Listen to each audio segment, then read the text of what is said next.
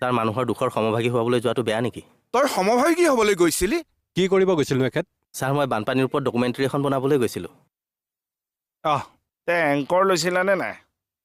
নাই sir, voice over দি যাব। আহিল আমাৰ এংকৰজন। এই বেঙা, ভইচ অভাৰত ভাল নালাগিব নহয় তেনেকৈ। হ'ব যোৱা, মই বচাই দিম। এই ৰ'বহে, পোষ্ট কৰি আছোঁ দেখিছেনে নাই? আপুনি কওক। ছাৰ, ডকুমেণ্টাৰী বনাইছে বনাওক, কিন্তু বানপানীত ককবকাই থকা মানুহখিনিক কি সুধিছে জানে? বানপানী যে হৈছে আপোনালোকৰ অনুভৱ কেনেকুৱা?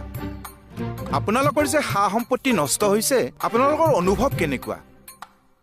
আপোনালোকে যে খাবলৈ পোৱা নাই বানপানীৰ কাৰণে আপোনালোকৰ অনুভৱ কেনেকুৱা? বানাক্ৰান্ত মানুহৰ, বানত ককবকাই থকা মানুহৰ অনুভৱ কি নাজানে? হয়, এনেকৈ সোধে বহুতে। এইটো এতিয়া আউটডেটেড হ'ল আৰু। মানুহ ঢুকোৱাৰ পাছত